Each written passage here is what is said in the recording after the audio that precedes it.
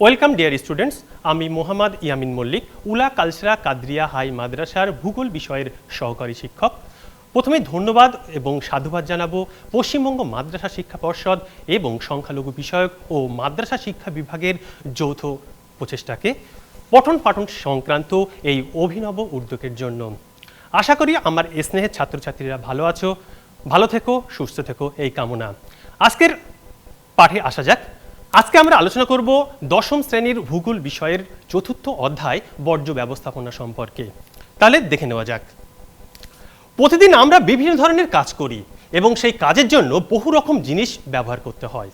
এরপর কাজের শেষে দেখা যায় কিছু জিনিস আমাদের আর কাজে লাগে না, তখন অব্যবহারযোগ্য, অপ্রয়োজনীয় বলে আমরা সেই সমস্ত জিনিসগুলো ফেলে দিই। যেমন খাবারের প্যাকেট, ভাঙাচোরা খেলনা, সবজির খোসা, পচা ফল, ময়লা কাগজ, কেটে যাওয়া বাল্ব, টিউবলাইট ইত্যাদি। এগুলো আমরা বর্জন করি বলে বা ফেলে দিই, তাই এগুলিকে বর্জ্য পদার্থ বলে। আমরা সংজ্ঞা আকারে বর্জ্য পদার্থ কি তা বলতে পারি। মানুষের দৈনন্দিন নানা ধরনের কাজের পর যে সকল অপ্রয়োজনীয়, কঠিন, তরল, গ্যাসীয় পদার্থ পরিবেশে বর্জিত হয় এবং যেগুলি প্রাথমিকভাবে উৎপাদক বা ভোক্তার কাছে কোনো উপযোগিতা থাকে না, সেই সব অবাঞ্ছিত পদার্থগুলিকে বর্জ্য পদার্থ বলে। বর্জ্য পদার্থের বৈশিষ্ট্য। প্রকৃতিতে বর্জ্য পদার্থ কঠিন, তরল বা গ্যাসীয় অবস্থায় মেশে। বর্জ্য পদার্থের পরিমাণ যত বেশি হবে, পরিবেশ দূষণের মাত্রা তত বেশি হবে। তবে পরিবেশে যে সমস্ত বর্জ্য পদার্থ মেশে তার মধ্যে কিছু বর্জ্য পদার্থ জীবাণু দ্বারা বিয়োজিত হয়ে মাটির সঙ্গে মিশে যায় এবং কিছু বর্জ্য পদার্থকে জীবাণু বিয়োজিত করতে পারে না, সেগুলি পরিবেশে থেকে যায়। সামগ্রিকভাবে যদি আমরা লক্ষ্য করি তাহলে দেখব যে গ্রামের থেকে শহরে বর্জ্য পদার্থের পরিমাণ অনেক বেশি। তবে আসার কথা কি, সঠিক ব্যবস্থাপনা দ্বারা গ্রাম এবং শহরের যে বর্জ্য পদার্থ থাকে সেগুলোকে সম্পদে পরিণত করা যায়। বর্জ্য পদার্থের শ্রেণীবিভাগ। প্রকৃতি অনুসারে বর্জ্য পদার্থকে তিনটি ভাগে ভাগ করা যায়: কঠিন বর্জ্য, তরল বর্জ্য এবং গ্যাসীয় বর্জ্য। বিষক্রিয়ার প্রকৃতি অনুসারে বর্জ্য পদার্থকে দুই ভাগে ভাগ করা যায়: বিষাক্ত বর্জ্য পদার্থ এবং বিষহীন বর্জ্য পদার্থ। অন্যদিকে প্রকৃতির সঙ্গে প্রতিক্রিয়ার ভিত্তিতে বর্জ্য পদার্থ দুই প্রকার: জৈব ভঙ্গুর বর্জ্য এবং জৈব অভঙ্গুর বর্জ্য। আমরা প্রথমেই প্রকৃতি অনুসারে বর্জ্য পদার্থের শ্রেণীবিভাগ নিয়ে আলোচনা করব। প্রকৃতি অনুসারে বর্জ্য পদার্থ তিন প্রকার আমরা পূর্বেই জেনেছি: কঠিন, তরল এবং গ্যাসীয় বর্জ্য। কঠিন বর্জ্য কাকে বলে? প্রকৃতিতে যে সমস্ত বর্জ্য পদার্থগুলি কঠিন অবস্থায় থাকে সেগুলিকে কঠিন বর্জ্য বলা হয়ে থাকে। কঠিন বর্জ্য পরিবেশে বেশি জায়গা জুড়ে অবস্থান করে থাকে। কঠিন বর্জ্যগুলির মধ্যে যেগুলো হচ্ছে জৈব বর্জ্য, সেগুলি জীবাণু বিয়োজিত করে দেয় এবং কম্পোস্ট সার তৈরি হয়। অন্যদিকে এই বর্জ্য প্রকৃতিতে মিশতে কিন্তু বেশি সময় নেয়। উদাহরণ কি? কঠিন বর্জ্য আমরা বিভিন্ন প্রকার কঠিন বর্জ্য দেখতে পাই, যেমন গৃহস্থালির কঠিন বর্জ্য শাকসবজির খোসা, আনাজের খোসা, চায়ের পাতা প্রভৃতি। কৃষিক্ষেত্রে বর্জ্য কৃষি জমি থেকে উৎপন্ন ধানের তুষ, আখের ছিবড়া, পাটকাঠি প্রভৃতি। কলকারখানা থেকে ভাঙা ও বাতিল ধাতুপদার্থ, তাপবিদ্যুৎ কেন্দ্রের ছাই, চিকিৎসা সংক্রান্ত বর্জ্য, ওষুধের ফয়েল, বাতিল সিরিঞ্জ, নির্মাণ শিল্পের বর্জ্য, ইট, কাঠ, বালি, সিমেন্ট প্রভৃতি। তরল বর্জ্য। যেসব বর্জ্য পদার্থ তরল আকারে পরিবেশের সঙ্গে মিশে যায় তাদেরকে তরল বর্জ্য বলে। তরল বর্জ্য পদার্থের বৈশিষ্ট্যগুলি কি কি? তরল বর্জ্য পদার্থ শহর এবং নগরাঞ্চলে তরল বর্জ্যের পরিমাণ বেশি থাকে। সঞ্চিত তরল বর্জ্য জৈব অক্সিজেন প্রক্রিয়ায় ধীরে ধীরে পরিশোধিত হয়। আমাদের জানা প্রয়োজন, জলাশয়ে যদি পর্যাপ্ত অক্সিজেন থাকে এবং সেখানে যদি বর্জ্য পদার্থ মেশে তাহলে জলাশয়ে থাকা বিভিন্ন জীবাণু ওই বর্জ্য পদার্থগুলোকে বিয়োজিত করে দেয়, ফলে বর্জ্য পদার্থের পরিমাণ কমে যায়। অন্যদিকে তরল বর্জ্য পদার্থের প্রভাবে জলদূষণের মাত্রা বেড়ে যায় এবং জলাশয়ে ইউট্রোফিকেশন ঘটে। কৃষিক্ষেত্র, নগরায়ন প্রভৃতি অঞ্চল থেকে পুষ্টিকর মৌল যখন জলাশয়ে পৌঁছায় সেখানে শৈবাল জাতীয় উদ্ভিদের পরিমাণ বেড়ে যায়, অতিরিক্ত পরিমাণে শৈবালে জন্মের ফলে জলাশয়ের অক্সিজেনের মাত্রা কমে যায়। অক্সিজেনের মাত্রা কমে যাওয়ার কারণে জলাশয়ের উদ্ভিদ এবং প্রাণী মারা যায়। এই পদ্ধতিকে বলা হয় ইউট্রোফিকেশন। আমরা দেখে নেব বিভিন্ন প্রকার জল দূষণের উদাহরণ। গৃহস্থালির রান্নাঘর, বাথরুমের নোংরা জল, সাবান জল, কৃষিক্ষেত্রের অজৈব সার, কীটনাশক মিশ্রিত জল, কলকারখানার রাসায়নিক মিশ্রিত এবং উত্তপ্ত জল, চিকিৎসা সংক্রান্ত বর্জ্য, হাসপাতালের ধোয়া জল, রক্ত, রোগীর মলমূত্র প্রভৃতি। গ্যাসীয় বর্জ্য, বায়ুমণ্ডলে মিশ্রিত হওয়া ক্ষতিকর গ্যাসীয় পদার্থগুলোকে গ্যাসীয় বর্জ্য বলে। গ্যাসীয় বর্জ্যের বৈশিষ্ট্যগুলি আমরা দেখে নেব। প্রথমেই বলা হচ্ছে এগুলি বিষাক্ত বা বিষহীন হয়ে থাকে। সরাসরি বায়ুতে মিশে এই বর্জ্য পদার্থ বায়ু দূষণ ঘটে। শিল্প ও শহরাঞ্চলে এগুলির পরিমাণ সবচেয়ে বেশি হয়। প্রশ্বাসের মাধ্যমে প্রাণীদের শরীরে প্রবেশ করে নানা রোগ জ্বালার সৃষ্টি করে। উদাহরণ, কলকারখানায় গাড়ি থেকে নির্গত হয় বিভিন্ন ধরনের গ্যাস, যেমন carbon die oxide, sulphur die oxide, nitrogen oxide. আবর্জনা স্তূপ থেকে নির্গত হয় মিথেন। বাতানুকূল যন্ত্র থেকে নির্গত হয় ক্লোরোফ্লোরোকার্বন। গৃহস্থালির উনানের ধোঁয়াও কিন্তু বায়ু দূষণ সৃষ্টি করে। বিষক্রিয়ার প্রকৃতি অনুসারে বর্জ্য দুই প্রকারের হয়ে থাকে, বিষাক্ত বর্জ্য এবং বিষহীন বর্জ্য।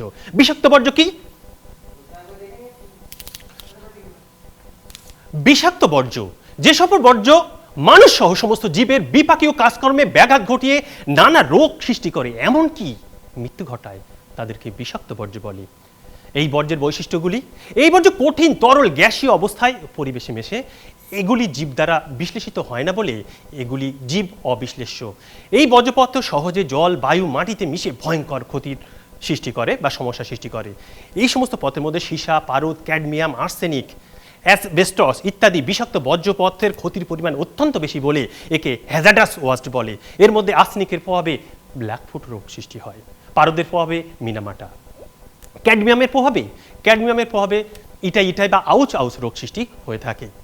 উদাহরণ, ভারী ধাতু, সীসা, দস্তা, আর্সেনিক, পারদ, ক্যাডমিয়াম। পূর্বে উল্লেখ করা হয়েছে কৃত্রিম জৈব পদার্থ ডিডিটি, ডাইঅক্সিন, ডাইক্লোরিন, ডাইফিনাল, অ্যাসিড ও ক্ষারের মধ্যে sulphuric acid, nitric acid, hydrochloric acid, caustic soda, soda ash এবং তেজস্ক্রিয় দ্রব্য ইউরেনিয়াম, থোরিয়াম, রেডিয়াম প্রভৃতি উল্লেখযোগ্য।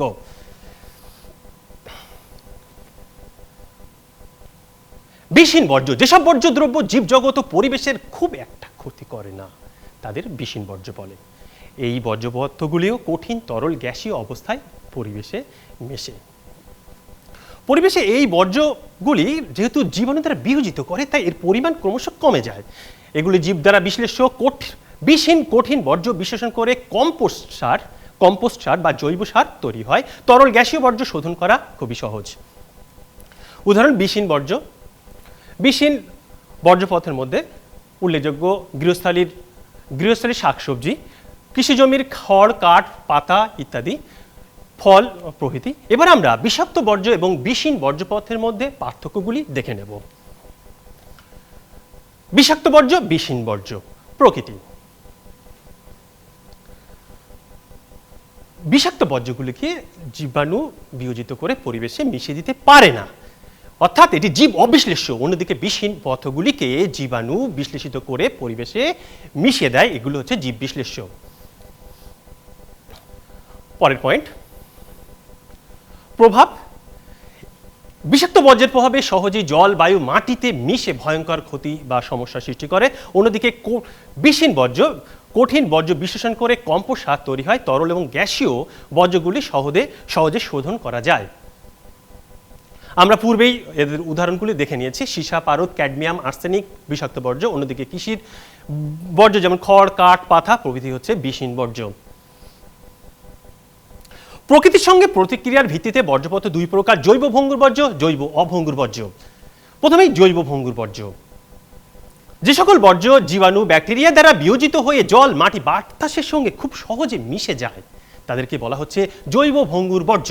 জৈব ভঙ্গুর বর্জ্য এটি কঠিন তরল গ্যাসীয় অবস্থায় পরিবেশের সঙ্গে মিশতে পারে, আর এগুলি মূলত উদ্ভিদ ও প্রাণী জগৎ থেকে সৃষ্টি হয়, অর্থাৎ জাত বিভিন্ন ধরনের বিয়োজক যেমন ছত্রাক, ব্যাকটেরিয়া এগুলির সঙ্গে ক্রিয়া করে পচন ঘটায় এবং পরিবেশের সঙ্গে মিশে যায়। যেহেতু এগুলো পচন ঘটে পরিবেশের সঙ্গে মিশে যায়, তাহলে পরিবেশের দূষণে এদের ভূমিকা খুবই কম।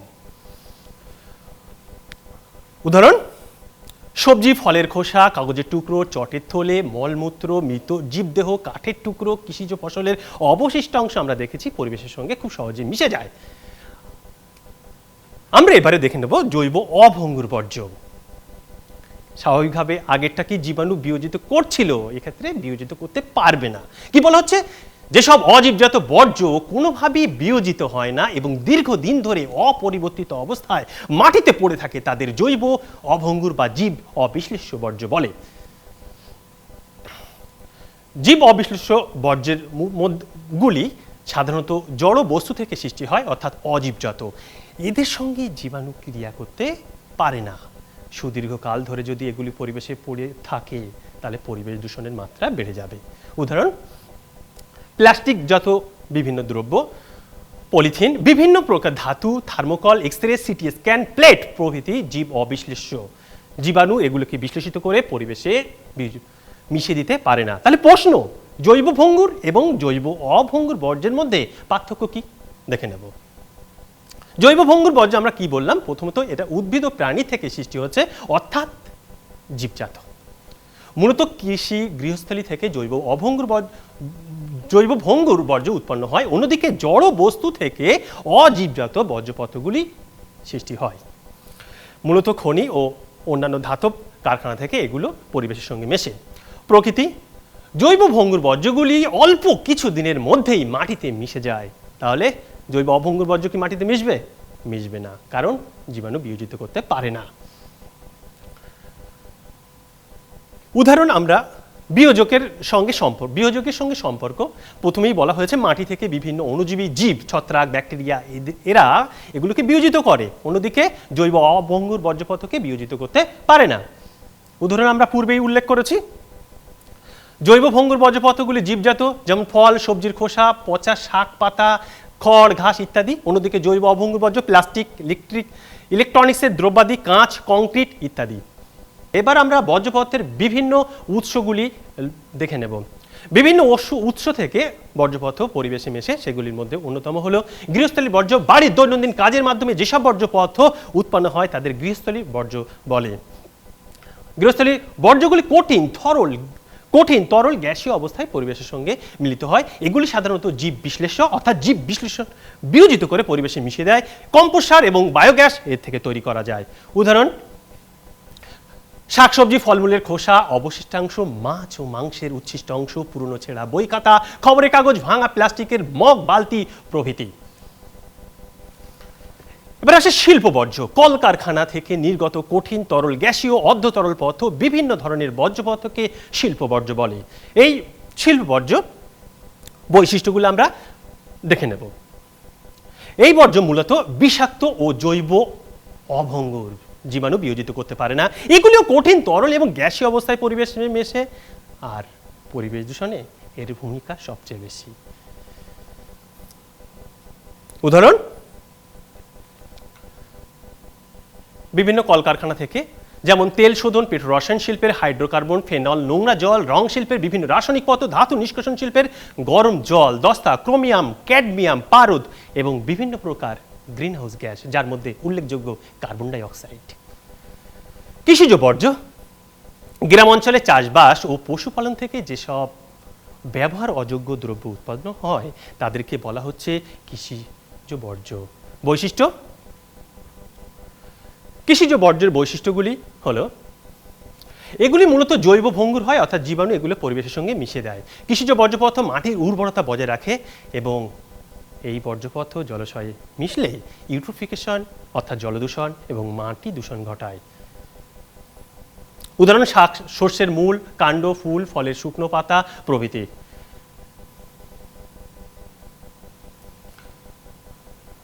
পৌরসভার বর্জ্য শহরের বা পৌর এলাকার বাড়ি, অফিস, বিদ্যালয়, বাজার, রেস্টুরেন্ট, হোটেল প্রভৃতি থেকে সৃষ্ট বর্জ্যপদার্থকে পৌরসভার বর্জ্য বলে। এর বৈশিষ্ট্যগুলি হলো, এগুলি কঠিন তরল গ্যাসীয় অবস্থায় পরিবেশে মেশে, এই বর্জ্যপদার্থের মধ্যে বিষাক্ত বর্জ্যপদার্থ মিশে থাকে এবং বিষহীন বর্জ্যপদার্থ থাকে। এর মধ্যে জৈব ভঙ্গুর বর্জ্যপদার্থ থাকে, যেমন থাকে তেমনি জৈব অভঙ্গুর বর্জ্যপদার্থ থাকে। উদাহরণ: গৃহস্থলের যাবতীয় পরিত্যক্ত বর্জ্যদ্রব্য, হাসপাতাল, নার্সিংহোম, চিকিৎসা সংক্রান্ত বর্জ্য, হোটেলের রেস্টুরেন্টের বর্জ্যপদার্থ প্রভৃতি। চিকিৎসা সংক্রান্ত বর্জ্য: হাসপাতাল, নার্সিংহোম, ডিসপেন্সারি, স্বাস্থ্যকেন্দ্র, প্যাথোলজি, পলিক্লিনিক থেকে যেসব অবাঞ্ছিত পরিত্যক্ত বর্জ্যদ্রব্য উৎপন্ন হয় তাদের চিকিৎসা সংক্রান্ত বর্জ্য বলে। চিকিৎসা সংক্রান্ত বর্জ্য দুই প্রকার: সংক্রামক বর্জ্য এবং অসংক্রামক বর্জ্য। যে সমস্ত চিকিৎসা সংক্রান্ত বর্জ্য থেকে রোগ জীবাণু ছড়িয়ে পড়ে তাদেরকে বলা হয় সংক্রামক বর্জ্য। এই সংক্রামক বর্জ্যের পরিমাণ চিকিৎসা ক্ষেত্রে মোট যে বর্জ্যপদার্থ তার 10%। অন্যদিকে অসংক্রামক যে বর্জ্যপদার্থ আছে তার পরিমাণ বেশি, প্রায় 90%। সংক্রামক বর্জ্য ইনজেকশনের সিরিঞ্জ, ব্লেড, কাঁচি প্রভৃতি। অসংক্রামক বর্জ্যের মধ্যে ওষুধের ফয়েল, অফিসের আবর্জনা, স্যালাইন, বোতলের কাঁচ ভাঙা প্রভৃতি উল্লেখযোগ্য। সংক্রামক বর্জ্য এবং অসংক্রামক বর্জ্যের মধ্যে পার্থক্য দেখে নেব। সংক্রামক বর্জ্য: প্রকৃতিতে সংক্রামক বর্জ্যের পরিমাণ খুবই কম, মাত্র 10%। অন্যদিকে অসংক্রামক বর্জ্যের মোট পরিমাণ প্রায় 90%। প্রভাব: সংক্রামক বর্জ্যের ক্ষতিকারক প্রভাব অনেক বেশি। এর থেকে নানা ধরনের রোগ আক্রান্ত হওয়ার সম্ভাবনা থাকে, কিন্তু অসংক্রামক বর্জ্যের ক্ষেত্রে সেই সম্ভাবনা অনেক কম। উদাহরণ আমরা পূর্বেই আলোচনা করেছি যে সংক্রামক বর্জ্যের উদাহরণ ইনজেকশনের সিরিঞ্জ, ব্লেড, কাঁচি, পরিত্যক্ত রক্ত প্রভৃতি। অন্যদিকে অসংক্রামক বর্জ্যের উদাহরণ ওষুধের ফয়েল, অফিসের আবর্জনা প্রভৃতি। আমরা এবারে আলোচনা করব তেজস্ক্রিয় বর্জ্য সম্পর্কে, তেজস্ক্রিয় বিভিন্ন বর্জ্য পদার্থ সম্পর্কে। পারমাণবিক শক্তি কেন্দ্র, পারমাণবিক গবেষণা কেন্দ্র, আণবিক খনিজ প্রক্রিয়াকরণ কেন্দ্র প্রভৃতি থেকে নির্গত যেসব বর্জ্য পরিবেশে তেজস্ক্রিয় বিকিরণ ঘটায় তাদের তেজস্ক্রিয় বর্জ্য বলে। এদের বৈশিষ্ট্য: এই বর্জ্য পদার্থ পৃথিবীর সর্বাধিক ক্ষতি করে। এই বর্জ্য মানুষ সহ সমস্ত প্রাণীর উপর মারাত্মক প্রভাব বিস্তার করে। উদাহরণ: ইউরেনিয়াম, থোরিয়াম মিশ্রিত জল, ছাই, অব্যবহৃত জ্বালানি প্রভৃতি। জৈব বর্জ্য: প্রধানত প্রাণী ও উদ্ভিদ থেকে যেসব বর্জ্য তৈরি হয় সেগুলিকে জৈব বর্জ্য বলা হয়। নেক্সট, এইগুলো হচ্ছে জীবনের দ্বারা বিয়োজিত হয়, অর্থাৎ খুব সহজে পরিবেশের সঙ্গে মিশে যায়। এই বর্জ্য পদার্থ যত পরিবেশে মিশবে মাটির উর্বরতা তত বৃদ্ধি পাবে। প্রাকৃতিক বিপর্যয়ে মৃত দেহাবশেষ থেকে প্রচুর জৈব বর্জ্য সৃষ্টি হয়ে থাকে, যেমন শাকসবজি, ফলমূল, মাছ মাংসের অবশিষ্টাংশ প্রভৃতি। নেক্সট, পরিবেশের উপর বর্জ্যের প্রভাবগুলি আমরা আলোচনা করব। প্রথমেই পৃথিবীর প্রায় 71% জল আছে। জলভাগ পৃথিবীর পরিবেশকে নিয়ন্ত্রণ করে থাকে, কিন্তু সমুদ্র, হ্রদ, নদী, জলাভূমি এমনকি পুকুরও এখন বর্জ্য পদার্থ সঞ্চিত হচ্ছে, অর্থাৎ জল দূষিত হয়ে পড়ছে। জল দূষণের ফলে কি জল দূষিত হয়ে যাওয়ায় জলজ প্রাণী ও উদ্ভিদের নানা ক্ষতি হচ্ছে, তাদের বংশবিস্তার বাধাপ্রাপ্ত হচ্ছে, অপমৃত্যু ঘটছে। এক কথায় জলজ বাস্তুতন্ত্রের বিপর্যস্ত হচ্ছে। দূষিত জলের মাধ্যমে মানুষ ও অন্যান্য প্রাণীর নানা ধরনের রোগ সৃষ্টি হচ্ছে। তাছাড়া দূষিত জল ইনফিল্ট্রেশনের মাধ্যমে ভূ অভ্যন্তরে প্রবেশ করছে। ভূ অভ্যন্তরে প্রবেশ করার ফলে ভৌমজল দূষিত হয়ে যাচ্ছে। মাটির উপর প্রভাব: গৃহস্থলী, হাসপাতাল, কলকারখানার বর্জ্য পদার্থ যেমন ডিটারজেন্ট, পাউডার, কীটনাশক, প্লাস্টিক, পলিথিন, ধাতুখণ্ড প্রভৃতি মৃত্তিকার সঙ্গে মিশে তার স্বাভাবিক চরিত্র নষ্ট করে। মৃত্তিকার সঙ্গে এই পদার্থগুলি মেশার ফলে মৃত্তিকা দূষিত হয়ে পড়ছে এবং মৃত্তিকার উর্বরতা নষ্ট হচ্ছে, মৃত্তিকা বন্ধা হয়ে পড়ছে। মৃত্তিকা দূষণের ফলে দূষিত পদার্থগুলি উদ্ভিদের মাধ্যমে খাদ্য শৃঙ্খলে প্রবেশ করছে, সেখান থেকে বাস্তুতন্ত্রে প্রবেশ করার বাস্তুতন্ত্রের চরম ক্ষতি হচ্ছে। বর্জ্য পদার্থ পরিবেশে মিশলে মাটি এবং জলের মতো বায়ুও দূষিত হয়ে যায়। বায়ু দূষিত হয়ে পড়ে। বর্জ্য পদার্থ পচনের ফলে নির্গত বিষাক্ত গ্যাস যেমন মিথেন বায়ু দূষণ ঘটায়। অন্যদিকে বর্জ্য পদার্থের স্তূপে আগুন লাগার ফলেও উৎপন্ন গ্যাস, ধোঁয়া, ছাই বায়ু দূষণ ঘটায়। কলকারখানা, তাপবিদ্যুৎ কেন্দ্র, যানবাহন সরাসরি গ্রিনহাউস গ্যাস যেমন কার্বন ডাইঅক্সাইড, ক্লোরোফ্লোরোকার্বন প্রভৃতি গ্যাস নির্গমন ঘটে এবং পরিবেশ দূষিত হয়ে পড়ে। প্লাস্টিক দূষণ: প্লাস্টিক বর্তমানে মানব সভ্যতার সবচেয়ে বড় বিপদ। প্লাস্টিক একটি কৃত্রিম জৈব যৌগ বা পচনশীল। এটি পচনশীল নয় এবং ক্ষয়প্রাপ্ত হয় না। দীর্ঘকাল ধরে যদি প্লাস্টিক সঞ্চিত হয় তাহলে কৃষি জমিতে সঞ্চিত হলে জমির চাষের অযোগ্য হয়ে পড়ে, জলাশয়ে নালাতে যদি সঞ্চিত হয়, নর্দমায় যদি সঞ্চিত হয়, তাহলে নর্দমায় স্বাভাবিক জলপ্রবাহ ব্যাহত হয়, মাটির উর্বরতা কী হয়, হ্রাস পায়, পলিথিন প্লাস্টিক প্রভৃতি মাটিতে জলের যে অনুপ্রবেশ ক্ষমতা বা ইনফিল্ট্রেশন তা কমিয়ে দেয়।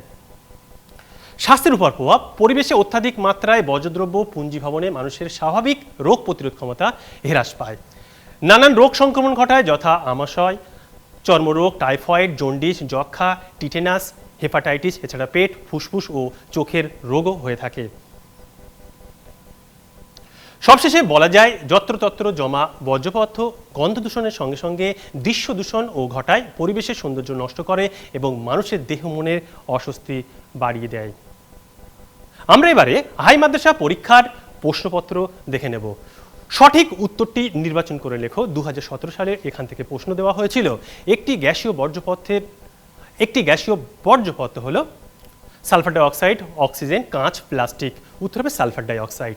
2018 সালে এখান থেকে প্রশ্ন দেওয়া হয়েছিল, একটি তেজস্ক্রিয় বর্জ্য হলো প্লাস্টিক, সিএফসি, থোরিয়াম, গোবর। উত্তর হবে থোরিয়াম। নেক্সট,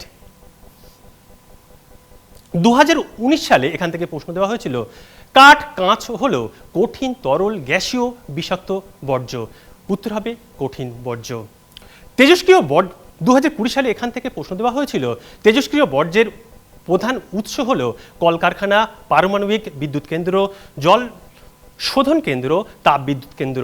উত্তর হবে পারমাণবিক বিদ্যুৎ কেন্দ্র। নিচের বাক্যগুলির মধ্যে থেকে যেটি ঠিক তার পাশে সত্য এবং যেটি ভুল তার পাশে মিথ্যা লেখো। এই অংশ থেকে 2017 সালে প্রশ্ন দেওয়া হয়েছিল, পারদ একটি বিষাক্ত বর্জ্য। পারদ একটি বিষাক্ত বর্জ্য, সত্য। বর্জ্যপদার্থের মাধ্যমে বায়ু দূষণ ঘটে, স্বাভাবিক, এটাও সত্য হবে। তরল বর্জ্যপদার্থ ভৌমজল দূষণের একটি কারণ, সত্য। উপযুক্ত শব্দ বসিয়ে শূন্যস্থান নির্ণয় করো। কম্পোস্টিং পদ্ধতিতে বর্জ্যপদার্থ থেকে ড্যাশ উৎপন্ন হয়, জৈব সার বা কম্পোস্ট সার। বাম স্তম্ভের সঙ্গে ডান স্তম্ভ মেলাও অংশ থেকে প্রশ্ন দেওয়া হয়েছিল, কঠিন বর্জ্য তার সঙ্গে ডান দিকে মিলবে, সিরামিকের ভাঙা কাপ, খড় কৃষিজ বর্জ্য, মিথেন ডান দিকের অংশে গ্যাসীয় বর্জ্যের সঙ্গে মিলবে। পরবর্তী প্রশ্ন, এক কথায় উত্তর দাও। এখানে 2020 সালে প্রশ্ন দেওয়া হয়েছিল, একটি বিষাক্ত বর্জ্যের নাম লেখো। উত্তর হবে পারদ। অথবা কঠিন বর্জ্যপদার্থ ব্যবস্থাপনার একটি পদ্ধতির নাম লেখো, বর্জ্য পৃথকীকরণ বা ভরাটকরণ।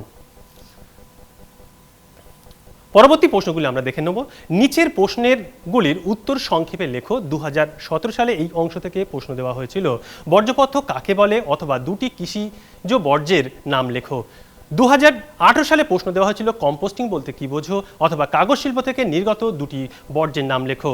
2019 সালে এখান থেকে প্রশ্ন দেওয়া হয়েছিল, বর্জ্যপদার্থ কাকে বলে, অথবা ভরাটকরণ কি। 2020 সালে প্রশ্ন, বর্জ্য ব্যবস্থাপনার পুনরাবর্তন কাকে বলে, অথবা ইলেকট্রনিক্স বর্জ্য কাকে বলে। সংক্ষেপে ব্যাখ্যা করো। 2017 সালে এখান থেকে প্রশ্ন দেওয়া হয়েছিল, জৈব ভঙ্গুর বর্জ্য ও জৈব অভঙ্গুর বর্জ্যের পার্থক্য লেখো, অথবা জৈব পদার্থ কিভাবে ভৌমজলকে দূষিত করে। 2018 সালে প্রশ্ন দেওয়া ছিল, ভরাটকরণ পদ্ধতিতে কিভাবে কঠিন বর্জ্য নিয়ন্ত্রণ করা হয়, এবং অথবা ছিল গ্যাসীয় বর্জ্য পদার্থের ব্যবস্থাপনা কিভাবে করা হয়। 2019 সালে দশম শ্রেণীর শিক্ষার্থীদের প্রশ্ন দেওয়া হয়েছিল, দশম শ্রেণীর শিক্ষার্থী হিসাবে বর্জ্য ব্যবস্থাপনায় তোমার ভূমিকা লেখো, অথবা দেওয়া হয়েছিল বিষাক্ত ও বিষহীন বর্জ্যের পার্থক্য লেখো। 2020 সালে প্রশ্নে দেওয়া হয়েছিল, গ্যাসীয় বর্জ্যের ব্যবস্থাপনা কিভাবে করা হয়, এবং অথবা দেওয়া হয়েছিল পরিবেশের উপর বর্জ্য পদার্থের প্রভাব বর্ণনা করো।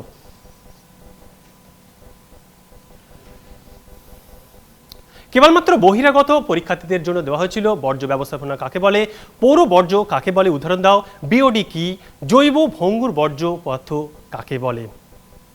প্রিয় শিক্ষার্থীরা, আজ এই পর্যন্ত। এই কঠিন পরিস্থিতিতে তোমরা সুস্থ থেকো, ভালো থেকো। ধন্যবাদ।